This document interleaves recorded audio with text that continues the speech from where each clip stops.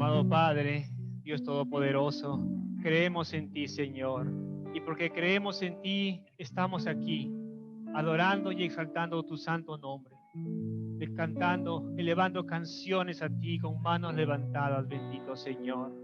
Gracias, bendito Padre, por tu presencia en este lugar. Gracias, amado Padre, por tu salvación. Bendito Padre, te pedimos que seas tú en este momento abriendo nuestro entendimiento y preparando nuestros corazones, Señor, para poder recibir tu palabra y que tu palabra sea tocando nuestras vidas y transformándonos, Señor. Gracias por tu iglesia, Señor. Gracias por lo que vienes haciendo en cada uno de nosotros y en lo que harás, Señor, en aquellas personas que nos están visitando en esta mañana y que aún no te conocen, Señor. Ten misericordia de ellos, Señor, y toca sus corazones, amado Padre. Transfórmalos. Gracias, bendito Señor. Dejamos este tiempo en tus manos, en el nombre de Cristo Jesús, nuestro Señor y Salvador. Amén y amén. Podemos tomar asiento, hermanos.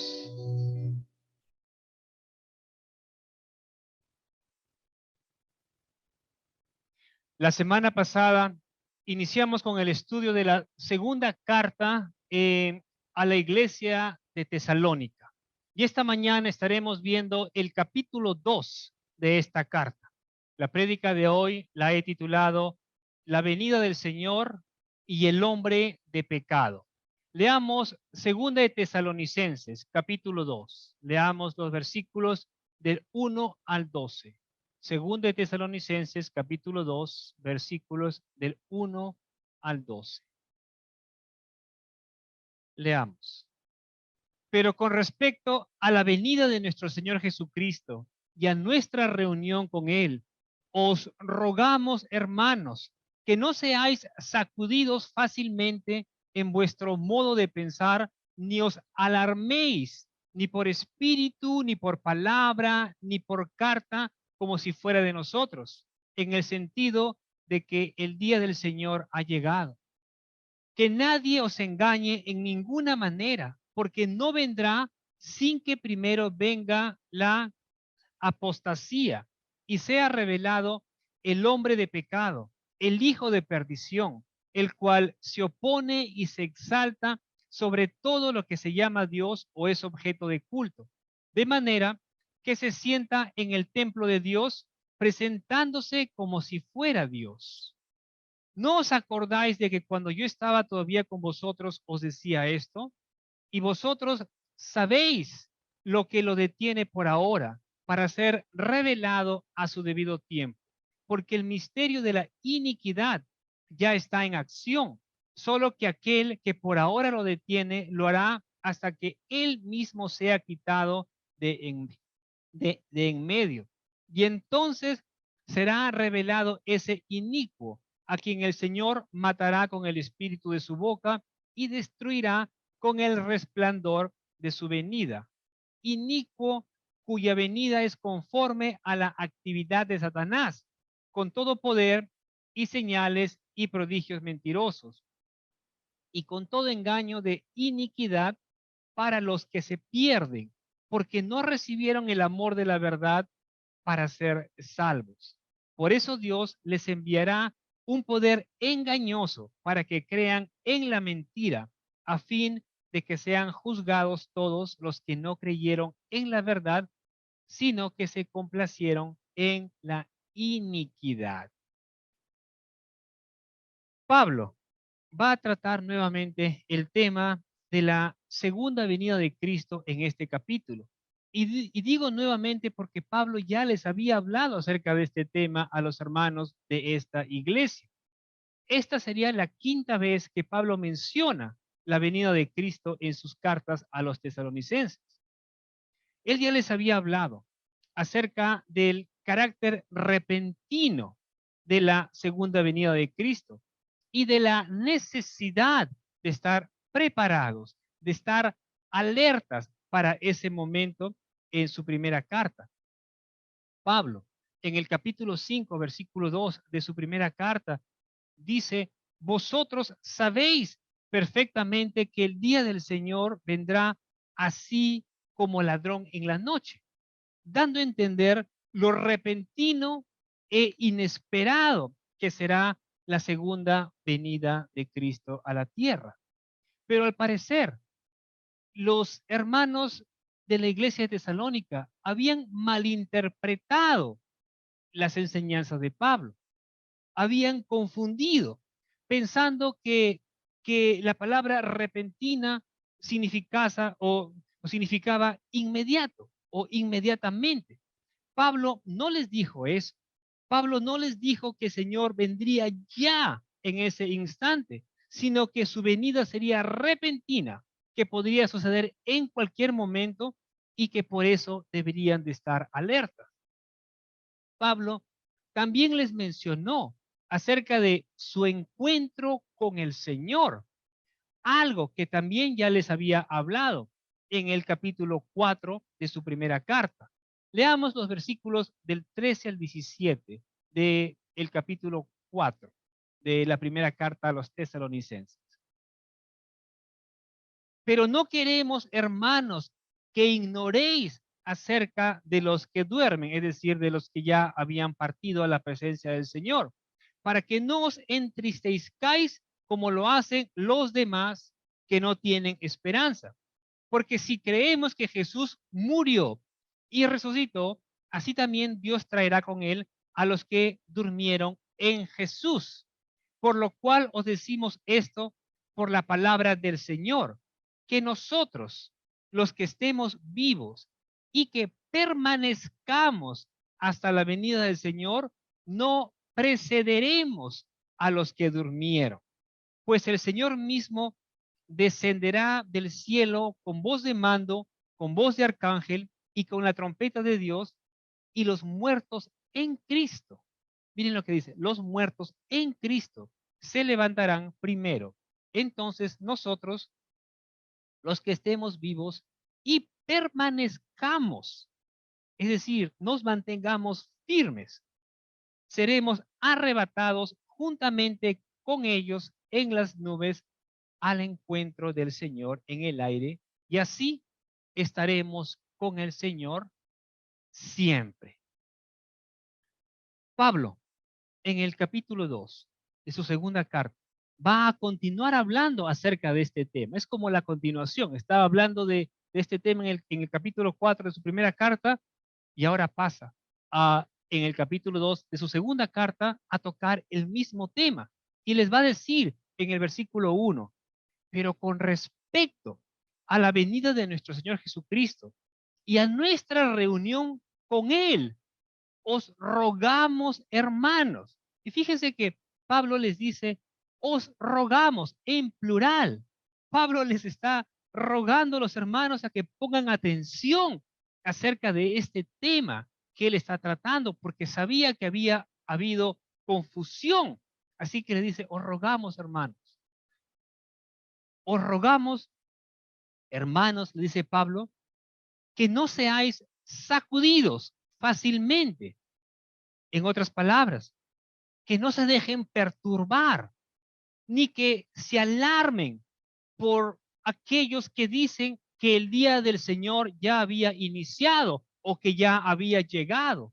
Pablo les va a decir, no les crean, no les crean, ni siquiera se afirman haber tenido una visión espiritual o una revelación, o incluso si les dicen haber recibido una carta supuestamente de nosotros. Pablo les dice enfáticamente, no les crean. Como vimos el domingo pasado, los hermanos de esta iglesia estaban pasando por momentos muy difíciles. Vimos que estaban siendo perseguidos y afligidos. Y esta situación que estaban atravesando posiblemente facilitó a que sean engañados por aquellos que estaban diciendo que el día del Señor ya había llegado. Y Pablo, al enterarse de eso, les dice que no se dejen engañar por nadie en ninguna manera. Y les va a dar la razón de por qué es que no les deberían de creer a estos hombres. Leamos nuevamente los versículos 3 y 4. Que nadie os engañe en ninguna manera, porque no vendrá sin que primero venga la apostasía y sea revelado el hombre de pecado, el hijo de perdición, el cual se opone y se exalta sobre todo lo que se llama Dios o es objeto de culto, de manera que se sienta en el templo de Dios presentándose como si fuera Dios.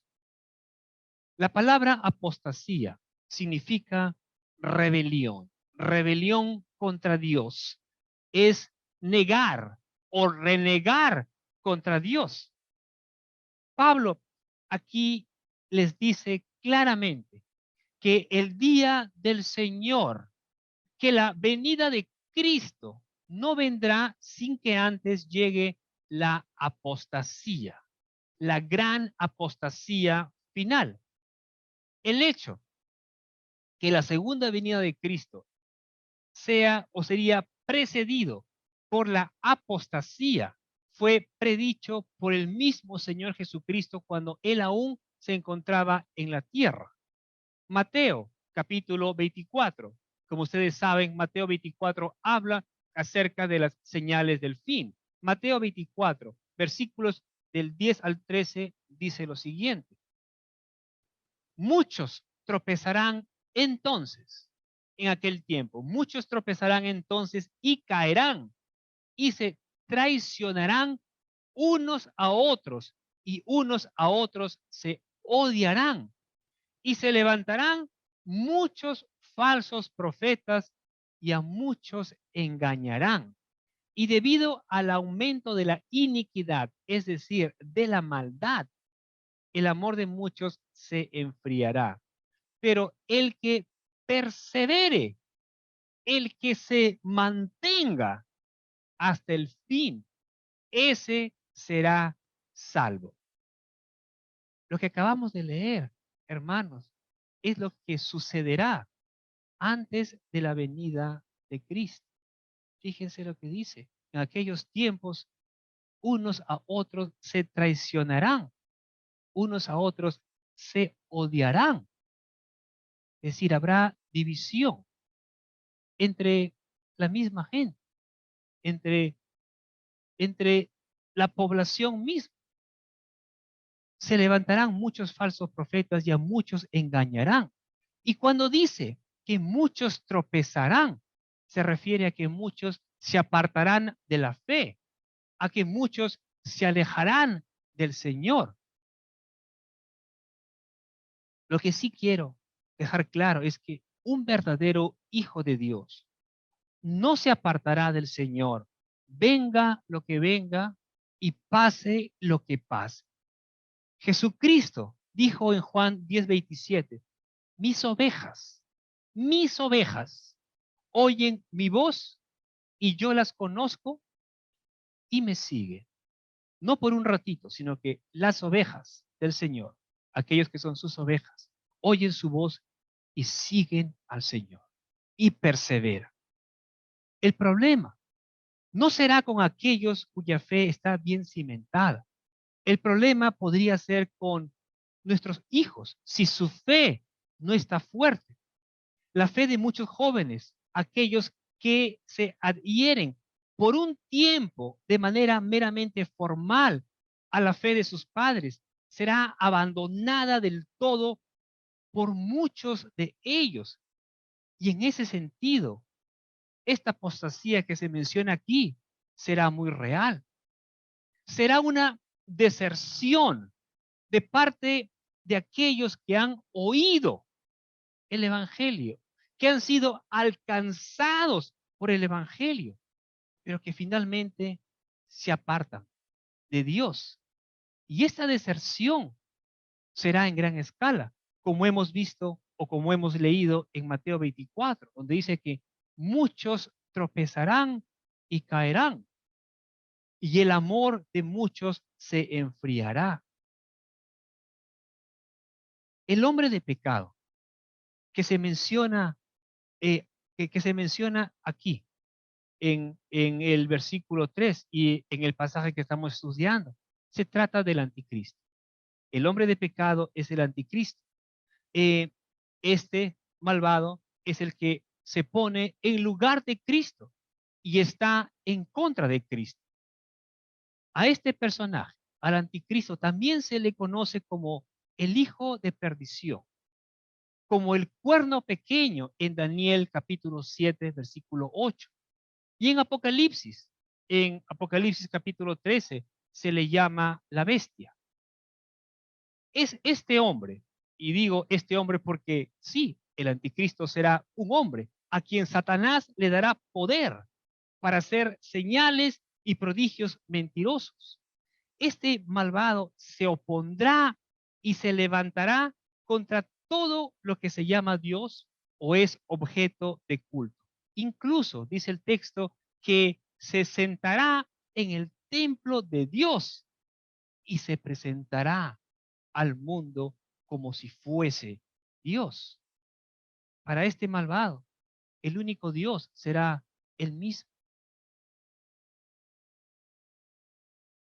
Algunos estudiosos de la Biblia creen que el templo de Dios que se menciona aquí en el versículo 4 se trata de un nuevo templo que será construido al final de los tiempos en Jerusalén, en la ciudad de Jerusalén antes de la venida de Cristo.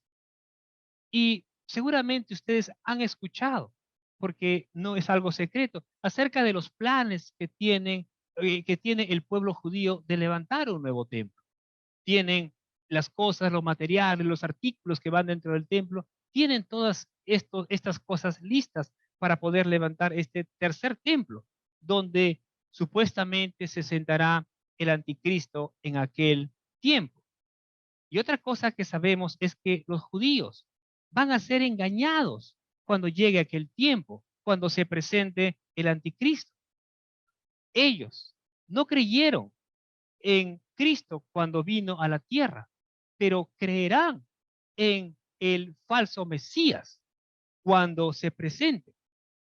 Y Jesús les dijo a los judíos en su tiempo que no creyeron en él, les dijo lo siguiente: yo he venido en nombre de mi Padre y no me recibís.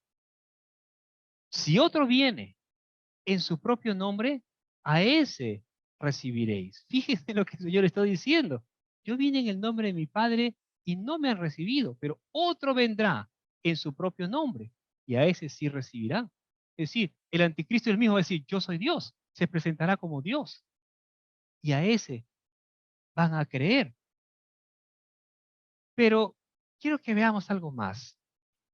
En el Nuevo Testamento, el templo de Dios se refiere a la iglesia y la iglesia somos nosotros, los creyentes. La palabra templo que aparece en el versículo 4 en griego es naón. Y este término, en su sentido primario, se refiere generalmente al santuario mismo, antes que a todo el complejo arquitectónico. Leamos lo que dice Primera de Corintios capítulo 3, versículos 16 y 17. Aquí Pablo les está hablando a los creyentes, a los hermanos de la iglesia de Corinto. Les va a decir, ¿no sabéis que sois el templo de Dios y que el Espíritu de Dios habita en vosotros? Si alguno destruye el templo de Dios, Dios lo destruirá a él, porque el templo de Dios es santo. Y eso es lo que vosotros sois. Fíjense lo que Pablo les está diciendo a los hermanos. Ustedes son el templo de Dios. Leamos otro pasaje que habla acerca de lo mismo. Efesios capítulo 2, versículos del 19 al 21. Así pues, ya no sois extraños ni extranjeros, sino sois conciudadanos de los santos y sois de la familia de Dios. Es decir, hemos sido adoptados por Dios como sus hijos y venimos a ser parte de la familia de Dios. Versículo 20. Edificaos sobre el fundamento de los apóstoles y profetas, siendo Cristo Jesús mismo, la piedra angular, la piedra principal, en quien todo el edificio bien ajustado va creciendo para ser un templo santo en el Señor. Quizás lo que Pablo está diciendo aquí en segunda de Tesalonicenses 2:4 es que cuando el anticristo haga su aparición, muchos que se dicen ser cristianos serán engañados. Ya vimos lo que sucederá antes del retorno de Cristo. Habrá una apostasía, una gran apostasía. Así que muchos de ellos a lo mejor terminen adorando a la bestia. Y quizás Pablo se refiere a eso cuando menciona esta cita aquí en el versículo 4. Lo que sí es seguro es que la verdadera iglesia no reconocerá jamás a este malvado usurpador. Y la consecuencia de rechazar al hombre de pecado será la gran persecución que vendrá sobre los creyentes al final de los tiempos. Mateo, capítulo 24, versículo 9, dice: entonces os entregarán a tribulación y os matarán y seréis odiados de todas las naciones por causa de mi nombre. Así que mientras que el tiempo de la venida de Cristo se acerque, veremos algunas cosas que menciona Pablo. La apostasía irá en aumento y se irá preparando el camino para la manifestación del anticristo. ¿Ok? Pero también vemos que la, la persecución en contra de los cristianos también irá en aumento. Cuando el anticristo haga su aparición, demandará adoración divina solamente para él. La gloriosa venida de Cristo, hermanos, no vendrá hasta que la apostasía final, haya llegado a ser un hecho y el hombre de pecado sea revelado.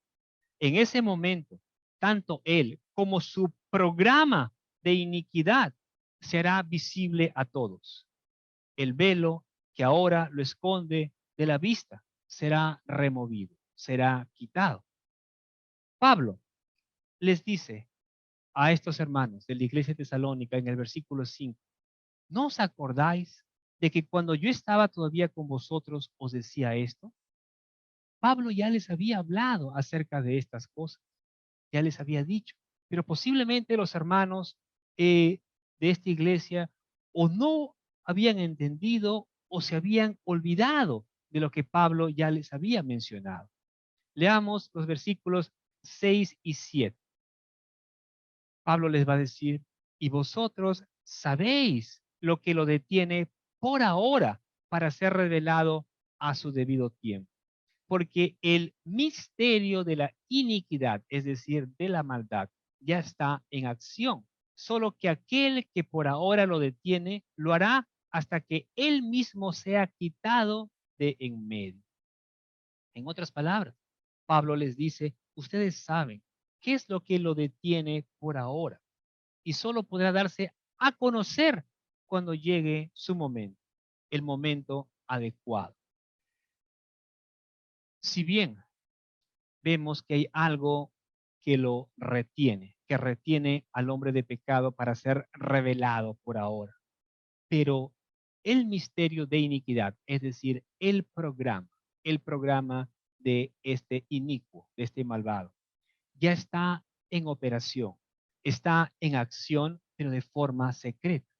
Y un día se manifestará de forma clara durante el reinado del anticristo. A lo largo de la historia han surgido hombres malvados, como por ejemplo Antíoco Epífanes o Nerón, Calígula, Hitler, etcétera. Podríamos mencionar otros hombres crueles. Y muchos pensaron o llegaron a pensar que estos hombres podrían haber sido el anticristo. Y sí, definitivamente fueron un prototipo de anticristo, pero no el mero anticristo que hará su aparición antes de la venida de Cristo. El anticristo al que Pablo se refiere en Segunda de Tesalonicenses capítulo 2 está en el futuro. Pablo les dice a los hermanos de Tesalónica, el día del Señor no vendrá sin que primero venga la apostasía y sea revelado el hombre de pecado, el hijo de perdición. Y el día del Señor aún no ha llegado. ¿Está por venir? Sí, pero aún no ha llegado. Así que el personaje que se menciona aquí es el anticristo escatológico, que se manifestará en el futuro, antes de la venida de Cristo. Si el hombre de pecado está retenido, sujetado por ahora, es con un propósito. Y cuando leemos este pasaje, hay esa curiosidad. Muchos tienen esa curiosidad de saber, pero ¿de quién se trata? ¿Quién o qué es lo que lo está reteniendo por ahora? Bueno, les digo algo. No se sabe a ciencia cierta qué es lo que lo detiene, pero lo que sí les puedo decir es que Dios o el Espíritu Santo no son los que serán quitados de en medio. ¿Cómo podría ser eso si Dios es omnipresente? No se trata de Dios o del Espíritu Santo. Muchos han pensado, cuando el Espíritu Santo sea removido, entonces se presentará el ministerio de maldad. No, no se trata del anticristo, no se trata del Espíritu Santo ni de Dios Padre, que serán quitados de allí. Ahora, hay distintas opiniones acerca de qué o quién podría ser aquel que lo detiene, pero la opinión que tiene mayor peso a su favor es la siguiente. Lo que podría estar reteniendo por ahora al maligno, al malvado y a su programa es el poder del bien dirigido por el gobierno humano. Les explico. Mientras que la ley, la justicia y el orden prevalezcan por parte de los gobiernos, el hombre de pecado no puede aparecer en la escena de la historia con su programa de iniquidad. Pablo mismo dice en el libro de Romanos que los gobernantes no son motivo de temor para los que hacen lo bueno, sino para los que hacen el mal. Es decir, los gobernantes están para infundir justicia. Pablo consideró al gobierno y a sus administradores como un freno para el mal. Pero fíjense en lo siguiente. Pero cuando la estructura básica de justicia desaparece, cuando los gobiernos se corrompen, cuando prevalece el engaño, la mentira, y estas cosas vienen a ser la norma del día, el escenario se haya preparado para la revelación del hombre de pecado. Y eso es lo que estamos viendo hoy en día en muchos países del mundo. Una tremenda corrupción en muchos gobiernos, mucha maldad, mucha mentira, mucho engaño. No hay justicia. Es como que si el escenario se estuviese preparando para aquel gran evento que ha de venir en un futuro y no sabemos exactamente cuándo. Satanás siempre ha buscado imitar lo que Dios hace. Y antes de la venida de Cristo va a tratar de falsificar este gran evento. Satanás sabe muy bien que él mismo no puede encarnarse. Sin embargo, va a querer imitar o quisiera imitar a la segunda persona de la Trinidad también en este aspecto hasta donde le fuese posible. Así que va a buscar a un hombre sobre el cual puede tener completo control y cumpla su voluntad, así como Jesús cumplió la voluntad del Padre. El anticristo o Satanás le va a dar su poder a un hombre que será el anticristo y que se manifestará antes de la venida del Señor. Leamos el versículo 8.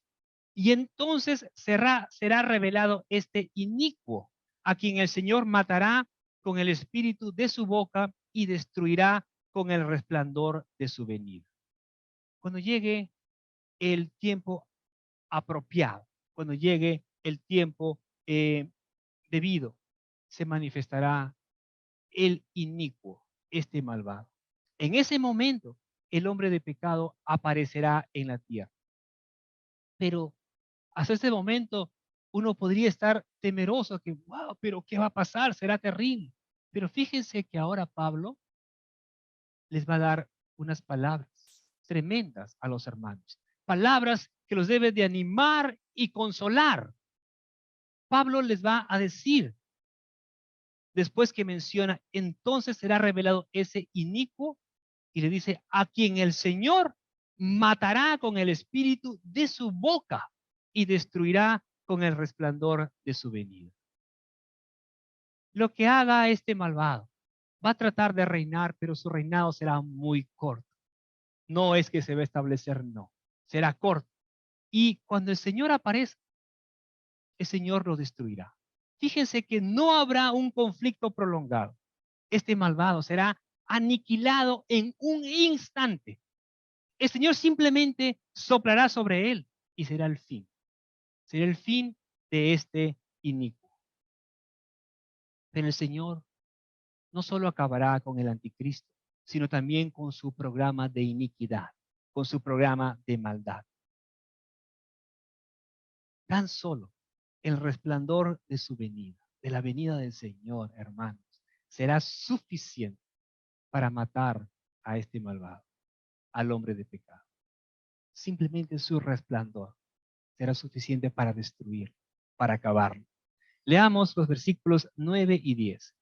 Inicuo, cuya venida es conforme a la actividad de Satanás, con todo poder y señales y prodigios mentirosos, y con todo engaño de iniquidad para los que se pierden, porque no recibieron el amor de la verdad para ser salvos. Pablo, después de haber mencionado que el enemigo va a ser destruido cuando el Señor Jesucristo haga su aparición, ahora va a pasar a dar una descripción del carácter de este hombre de pecado. Es como que Pablo les dice lo que va a suceder, pero dice, pero no se preocupen, no tengan temor, porque el Señor lo va a destruir. Y luego pasa a describir el carácter de este malvado y de su actividad. Pablo va a decir que la aparición del hombre de pecado es por obra de Satanás y que viene acompañado con toda clase de milagros, señales y prodigios mentirosos. Y todo este despliegue de poder, de señales y prodigios, será para engañar, con el deseo o propósito de engañar al mundo. Y lo va a poder hacer porque el anticristo tendrá el poder del mismo diablo. El diablo le dará su poder para poder hacer estas señales y prodigios mentirosos. Y tanto creyentes como incrédulos verán este despliegue de poder por parte del anticristo, aunque el efecto engañador de este malvado solo será o hará efecto sobre los incrédulos, sobre aquellos que se negaron a recibir el amor de la verdad para ser salvos. Y aquí debemos entender algo. Las personas que se pierden, que mencionan aquí, van a escuchar el Evangelio de salvación, van a escuchar, pero lo van a rechazar. Van a rechazar la gracia de Dios. Rechazaron lo que se les había rogado aceptar, es decir, el amor por la verdad. Como vimos, Pablo en el versículo 1, al final del versículo 1, Pablo les dice, os rogamos, hermanos, que pongan atención a las palabras, a la enseñanza que les estoy dando. Aquellos que hayan escuchado el evangelio y lo hayan rechazado, entonces son aquellos que se van a perder. Y cuando el hombre se pierde, es siempre por su propia culpa, jamás la de Dios. Dios dice claramente en su palabra que Él no quiere que nadie perezca, sino que todos vengan al arrepentimiento. Pero muchos no quieren eso. Entonces, ¿qué más les puede esperar? Versículo 11. Por eso Dios les enviará un poder engañoso para que crean en la mentira. A pesar que Dios, por medio de Pablo, les ruega a que se arrepientan y reciban el amor de la verdad, muchos rechazarán su oferta. Y por eso, y por eso es que sufrirán el castigo de ser endurecidos. Dice el versículo 11, por eso Dios les enviará un poder engañoso para que crean en la mentira, es decir, en la mentira del anticristo. Y a veces podemos pensar al escuchar un pasaje o un versículo así, que Dios es malo, pero no es así, no es así.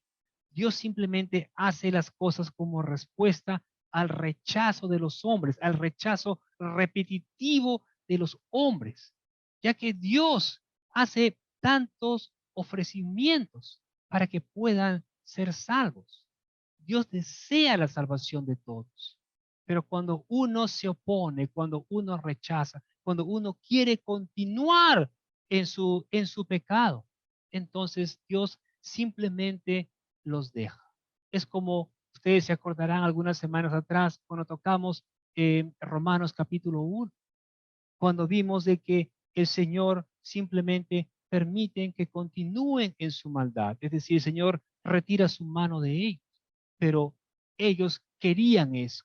Ellos querían continuar haciendo los deseos de su propio corazón. Así que el Señor simplemente los deja. Y eso es lo mismo o el mismo punto que estamos viendo aquí. Y veamos algo. Les doy un ejemplo. En el caso del faraón, algunos leen un versículo y dicen, pero Dios es quien le endureció el corazón al faraón. Y no es así.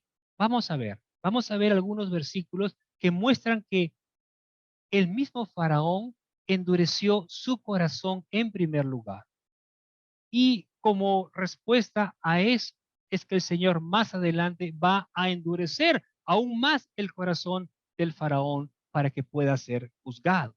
Leamos primeramente, o leamos Éxodo capítulo 7, versículo 14. Éxodo 7, 14. Entonces el Señor dijo a Moisés, el corazón de Faraón es terco, en otras palabras, obstinado. Le dijo, el corazón del Faraón es terco, se niega a dejar ir al pueblo, a su pueblo, al pueblo de Dios, a Israel. Éxodo 8:15. Pero al ver Faraón que había alivio, el Señor había mandado una plaga, pero supuestamente el faraón se arrepiente y el Señor levanta esa plaga, dice, pero al ver Faraón que había alivio, endureció su corazón. El mismo Faraón endurece su corazón y no los escuchó tal como el Señor había dicho. Éxodo 8:32. Pero Faraón, ¿qué dice? Endureció su corazón también esta vez y no dejó salir al pueblo. Y hay otros versículos más que hablan acerca de lo mismo, que fue el faraón quien endureció su propio corazón. Y luego de eso es que Dios endureció aún más el corazón del faraón. Leamos Éxodo 9:12. Aquí sí va a mencionar que Dios lo endurece, pero después de lo que había hecho el faraón. Éxodo 9:12. Y el Señor endureció el corazón de Faraón y no los escuchó, tal como el Señor había dicho a Moisés. Y así sucederá en el tiempo del fin. Dios enviará un poder engañoso a los corazones de los que tercamente rehusaron aceptar el amor de la verdad para ser salvos, a fin de que sean juzgados, a fin de que sean juzgados todos los que no creyeron en la verdad, sino que se complacieron en la iniquidad. Versículo 12. Si una persona acepta la verdad de Dios, entonces practicará la justicia. Pero cuando no lo hace, sino que acepta la mentira, se deleitará en la injusticia. Satanás, hermanos, ya ha sido derrotado por Jesucristo en la cruz. Y él lo sabe. Él sabe muy bien que ha sido derrotado y sabe además cuál será su destino final, el lago de fuego. Pero él no quiere irse solo. Así que va a tratar de llevarse a la mayor cantidad de gente que pueda con él. A todos aquellos que pueda engañar. A todos los que rechacen la verdad de Dios. Ya que al rechazar la verdad de Dios, hará que esa persona crea en la mentira de Satanás. Y Pablo, después de haber dicho todo esto, va a hacer un llamado a los creyentes de la iglesia de Tesalónica y también a todos los creyentes, a nosotros. A partir del versículo 13, Pablo les va a decir, leamos el versículo 13. Pero nosotros siempre tenemos que dar gracias a Dios por vosotros, hermanos amados por el Señor, porque Dios os ha escogido desde el principio para salvación mediante la santificación por el Espíritu y la fe en la verdad. Y fíjense en estas palabras. Pablo les dice, y está hablando nuevamente en plural, él juntamente con sus compañeros, y les va a decir, hermanos, nosotros siempre damos gracias a Dios por vosotros. ¿Por qué? Pablo les dice, porque Dios los ha escogido, porque Dios los ha llamado. Pablo va a decir, damos gracias a Dios porque ustedes creyeron. Damos gracias a Dios porque Dios les ofreció la salvación y ustedes la aceptaron. Damos gracias a Dios porque ustedes han permitido la obra, la obra santificadora del Espíritu en sus vidas. Damos gracias a Dios porque ustedes caminan en la verdad. Y Pablo no se cansa de dar gracias a Dios por lo que el Señor había hecho en la vida de estos hermanos. Y eso es algo hermoso. Fíjense que Pablo les explica lo que ha de acontecer en un futuro, pero luego les dice, pero ustedes hermanos, ustedes han hecho esto y yo le doy gracias al Señor por todo esto. Y continúa diciéndoles Pablo lo siguiente, versículo 14 al 17.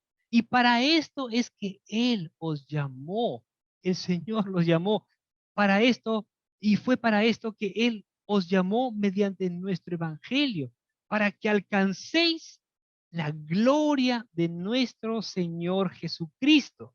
Así que, hermanos, estad firmes y conservad las doctrinas que os fueron enseñadas, ya de palabra, ya por carta nuestra, y que nuestro Señor Jesucristo mismo y Dios nuestro Padre, que nos amó y nos dio consuelo eterno y buena esperanza por gracia, consuele vuestros corazones y os afirme en toda obra y palabra buena. Y este es el poderoso llamado que hace Pablo a la iglesia de Tesalónica y también a nosotros, queridos hermanos. Así que mantengámonos firmes en el camino de Dios. Mantengámonos fieles a la salvación que hemos recibido en Cristo Jesús. Y que Dios anime y fortalezca nuestros corazones, a fin que hagamos siempre lo bueno, tanto en palabra como en conducta. Y algo más, hermanos, seamos diligentes en el estudio de la palabra de Dios y preparémonos para esta vida, pero sobre todo preparémonos para la eternidad, queridos hermanos. Que nuestro Señor Jesucristo mismo y Dios nuestro Padre, quien nos amó y por su gracia nos dio consuelo eterno y una esperanza maravillosa, nos conforte y fortalezca a fin que hagamos siempre lo bueno. Amén. Oremos, hermanos. Amado Padre, Dios Todopoderoso, te damos gracias por tu santa y bendita palabra.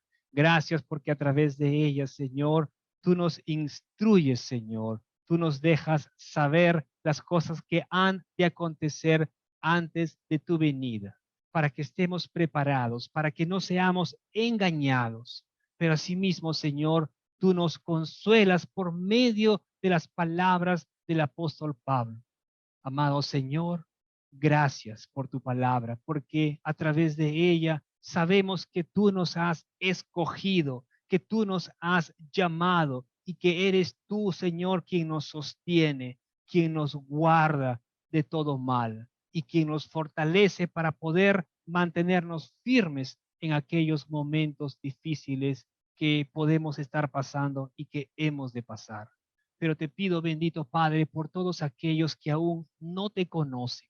Te pido para que seas tú, Señor, tocando sus corazones, para que se puedan rendir realmente a ti, Señor, para que no solamente digan o crean que son cristianos, sino que realmente puedan tener un encuentro verdadero contigo y seas tú transformando sus vidas. Gracias, bendito Padre. Gracias por todas las cosas y te rogamos que sigas trabajando en nuestras vidas, que nos sigas perfeccionando cada vez más. A ti sea toda la gloria y toda la honra en el nombre de Cristo Jesús, nuestro Señor y Salvador. Amén y amén.